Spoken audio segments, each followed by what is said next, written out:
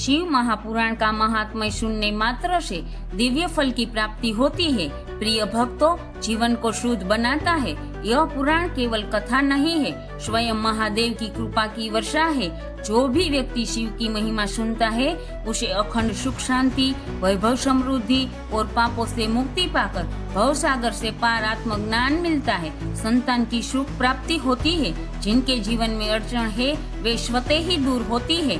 महान ऋषि मुनियों के द्वारा वंदित ग्रंथ का महात्म्य ऐसा है। हजारों यज्ञ तप व्रत फल की प्राप्ति होती है सुनने मात्र से। तो आओ मित्रों, इस कलयुग के श्रावण मास में पुण्य पाने का दुर्लभ अवसर न खोते हुए जय रुद्रदेव, जय महाकाल के नाम स्मरण करते हुए शिव महिमा का आनंद लेते हैं। देवराज ब्राह्मण दुष्ट पापी को कैसे शिवलोक प्राप्त हुआ। प्राचीन काल में हीरा नामक नगर था। उसी नगर में देवराज ब्राह्मण रहता था। ब्राह्मण कुल में जन्मा था, परंतु मित्रों उसके कर्म अत्यंत अधम, पापमय और भ्रष्टाचारी था। देवराज का जीवन बेहद दिन दुखी और दरिद्रता से भरा था। वह गंदे का रस बेचकर गुजारा चला रहा था। देवराज की संगति नीच लोगों से थी। वेश्यावृत्ति के दल में रहकर पापमय जीवन जीता, छल से दूसरों का धन हड़प लेता और उसी धन से व्यभिचारी जीवन जीता। विशेषकर ब्राह्मणों स्त्रियों को धोखा देकर धन चुराता था। धीरे धीरे पाप बढ़ गया और समय ऐसा आया, देवराज के पास धन बचा नहीं, शरीर भी रोगिष्ट हो गया। नगरवासियों ने नगर से बाहर निकाल दिया। जिन वेश्याओं पर धन उड़ाया करता था उन्होंने भी देवराज को तिरस्कार किया। देवराज अब नगर नगर भटकने लगा।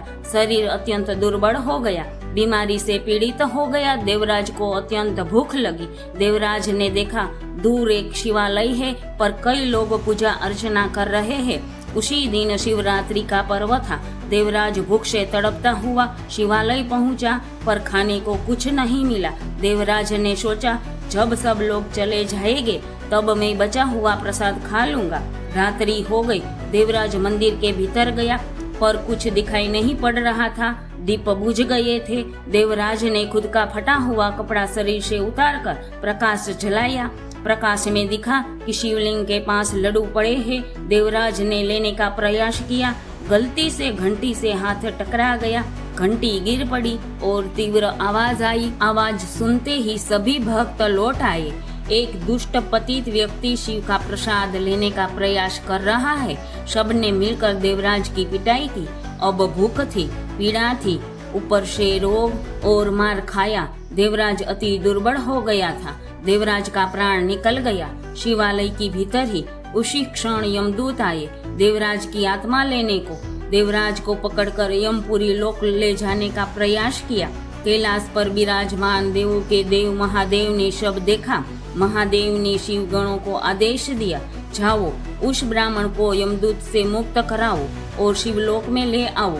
शिव गण पहुँचे और यमराज गणों को बोले, महादेव का आदेश है, इस जीव को हमें सौंप दो। यमराज बोले, हे प्रभु, यह ब्राह्मण अत्यंत पापी, भ्रष्टाचारी, दुराचारी है। यह नरक का अधिकारी है। शिव गण बोले, महादेव ने स्वयं ये जीव को शिवलोक लाने का आदेश दिया है। शिव जी का आदेश हमारे लिए सर्वोपरि है। अतः देवराज को शिवलोक ले जाया गया और महादेव के समक्ष खड़ा किया। देवराज बोल पड़ा, महादेव, मैं तो पापी हूँ, मुझे शिवलोक प्राप्त। महादेव बोले, हे देवराज, तुमने अनजाने में शिवरात्रि के पहर मेरी पूजा की, शिवलिंग की समीप शिवालय में प्रकाश जलाया, तुमने घंटी बजाकर भूखे पेट अनजाने में मेरी भक्ति की। शिवरात्रि के दिन यह भी एक पुण्य है। तेरा पुण्य कर्म बन गया। इस पुण्य से मैं प्रसन्न हूँ। तुम्हें शिवलोक की प्राप्ति हुई। देवराज ने ये सुनकर भाव विभोर हो गया। शिव को प्रणाम किया। महादेव ने अपना गण बना लिया। देवराज को मोक्ष प्रदान किया। देवराज शिवलोक में शिव जी के शरणों की सेवा करता है, जीवन व्यतीत करता है। जो भी इस कथा को सुनते हैं वो सब पापों में से मुक्त होकर शिवलोक की प्राप्ति होती। तो ये थी देवराज ब्राह्मण की अद्वितीय मोक्ष कथा। प्रिय भक्तों, वीडियो पसंद आई तो वीडियो को लाइक करें, शेयर करें, कमेंट में बम बम लहरी लिखो। महान ग्रंथों की सत्य गाथा का रसपान करने के लिए और भक्ति भाव से भाव विभोर होकर सत्य हकीकत गाथा सुनने के लिए जुड़े रहो सोनल पटेल चैनल के साथ। आप सभी भक्तों को सावन मास की हार्दिक शुभकामनाएं। जय भोलेनाथ, जय गिरनारी।